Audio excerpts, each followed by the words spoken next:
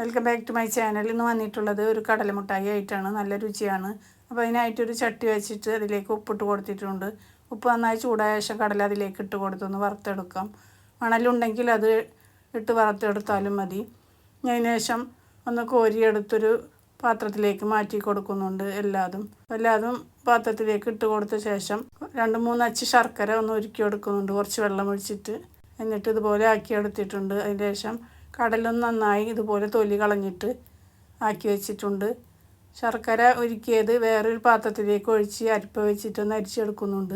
അത് കല്ലുണ്ടെങ്കിൽ അത് മാറ്റിയെടുക്കാനാണ്. ഞാൻ ശർക്കരയിലേക്ക് കടല എല്ലാതും ഇട്ട് കൊടുത്തിട്ടൊന്ന് മിക്സ് ചെയ്ത ശേഷം ഒരു സ്റ്റീലിൻ്റെ പാത്രത്തിലേക്ക് കുറച്ച് വെളിച്ചെണ്ണ ഒഴിച്ച് നന്നായിട്ടൊന്ന് തടവി കൊടുക്കുന്നുണ്ട്. അതിൻ്റെ ശേഷം കടല എല്ലാതും അതിലേക്ക് ഒഴിച്ച് കൊടുക്കുന്നുണ്ട്. എന്നിട്ടൊന്ന് പരത്തി വെക്കുന്നുണ്ട്.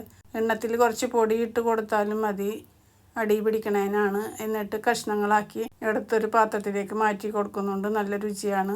അതിൻ്റെ ശേഷം ഒന്ന് പൊടി ഇട്ടിട്ട് അതൊന്ന് വീഡിയോയിൽ കാണിക്കുന്നുണ്ട്. കടല മുട്ടായിയിൽ വീഡിയോ എല്ലാവർക്കും ഇഷ്ടപ്പെട്ടെന്ന് കരുതുന്നു. വീഡിയോ ഇഷ്ടപ്പെട്ടാൽ ലൈക്ക് ചെയ്യാനും ഷെയർ ചെയ്യാനും സബ്സ്ക്രൈബ് ചെയ്യാനും കമൻറ്റ് ചെയ്യാനും മറക്കരുത്. മറ്റൊരു വീഡിയോയുമായിട്ട് വരാം.